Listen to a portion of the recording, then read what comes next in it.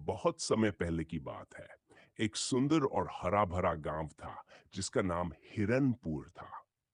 इस गांव की खास बात थी कि इसके बीचों बीच एक बहुत पुराना विशाल नीम का पेड़ था। इस पेड़ के बारे में गांव में कई कहानियां प्रचलित थीं। गांव के बुजुर्ग कहते थे कि ये जादुई पेड़ है। ये पेड़ केवल उन्हीं को अपने चमत्कारी पत्ते देता था जिनका दिल सच्चा और इरादे नेक होते थे।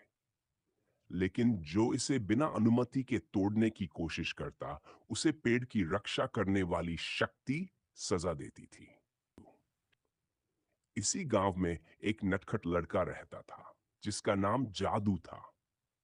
नाम भले ही जादू था, लेकिन वह असल में किसी जादूगर से कम नहीं था। वह बहुत चंचल और शरारती था। कभी वह पेड़ों पर चढ़ जाता, तो कभी गांव के तालाब में कूद पड़ता। उसकी शरारतों से गांव के बड़े लोग परेशान रहते, लेकिन बच्चे उसकी हरकतों पर खूब हंसते। जादू को किसी की बात मानना पसंद नहीं था। उसे लगता था कि ये बुजुर्गों की कहानियां बस डराने के लिए बनाई गई हैं।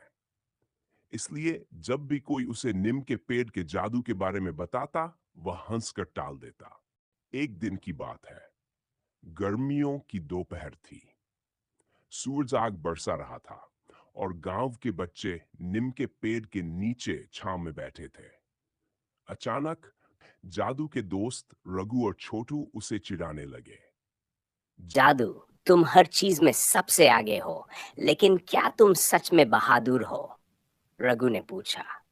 जादू ने गर्व से कहा, अरे, ये भी कोई पूछने की बात है? छोटू ने मुस्कुराते हुए कहा, अगर तुम सच में बहादुर हो, तो इस नीम के पेड़ से एक पत्ता तोड़कर दिखाओ। सुना है कि ये जादुई पेड़ बिना अनुमति के पत्ता नहीं देता। बस इतनी सी बात। देखो, कैसे चुटकियों में पत्ता तोड़ लाता हूँ। जादू तुरंत पेड़ पर चढ़ गया और जैसे ही उसने एक पत्ता तोड़ने के लिए हाथ बढ़ाया, अचानक तेज हवा चलने लगी। पेड़ जोर जोर से हिलने लगा और तभी एक गहरी रहस्यमयी आवाज गूंजी। रुक जा बालक, ये पत्ते तुझे नहीं मिल सकते। जादू चौंक गया। उसे लगा कि कोई उससे मजाक कर रहा है, लेकिन जब उसने आसपास देखा तो कोई भी नहीं था।